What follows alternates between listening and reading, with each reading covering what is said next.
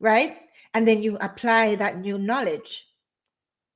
Okay? Doesn't make any sense. You just grab, keep getting all this information and you don't apply it. What's the point?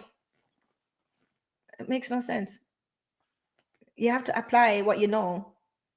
That's why when people say knowledge is power, I'm like, yeah, no, applied knowledge is power. You can have all the knowledge in the world and still die broke or die on the street if you don't apply what it is that you have learned. Knowledge is potential power. Never forget that. So when people tell you knowledge is power, stop them in their tracks. Knowledge is potential power. What you do with that knowledge is what power is. Okay? If you choose to ignore that knowledge, you're powerless. The reason I tell you these things is because I want you to start to look at the way you are thinking about things. I'm not perfect. I tell you that all the time. You can see that I'm not a perfect person. Right? And I'm still growing. I still have ambitions. So I'm not even there where I want to be. I'm not. And I have no qualms telling you because it's life and I'm growing. However, I know what works for me. And so I impart them to you. Try it. It might work for you too. And it works for all these other people that we read about. Okay. Now, wealth building demands allocating time. Remind them of the last book we did and mentor lessons. Yeah, right. The mentor lessons. Thank you for writing that note, Julia. Yeah, I thank myself all the time too.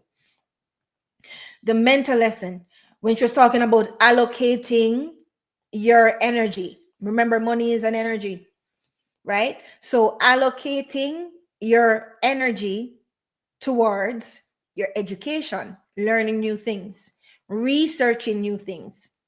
If you have an opponent, research them, right? Other people in the breathalyzer game, I know all about their company. Research them, right?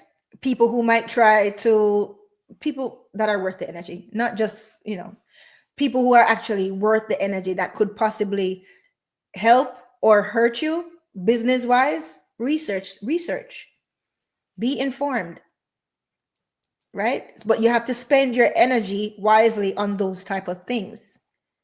So that means you don't have energy for petty squabbles and foolish people, right? And apply the new knowledge. So successful individuals, they treat financial growth as a serious endeavor.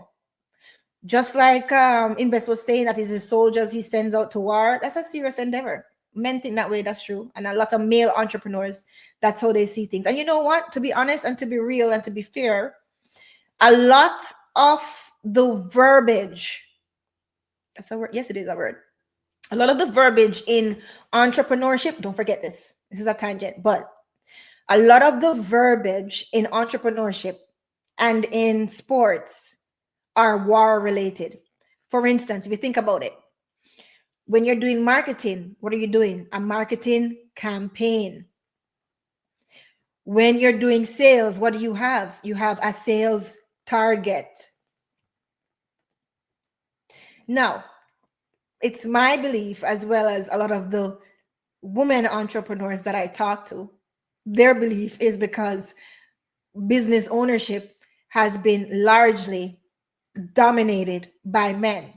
So the language reflects war. Just like Invest, he's a man, automatically he says, so my money are like soldiers. I send them out to war to conquer and bring back new soldiers. This is the difference with men, and it's not a bad thing necessarily. It's just a difference. It's good for you to recognize the differences, right? Now, when you look at other sports, let's see. Football. Look at some of the words in football. Very, very much like war. Very, very, very much like war. It is a war sport, really, right? So a lot of these concepts, right, you'll find with wartime, you see them reflected in entrepreneurship and in business ownership. These are facts. Just look at it yourself. That was free. It didn't cost you nothing. Okay. So, yeah. So successful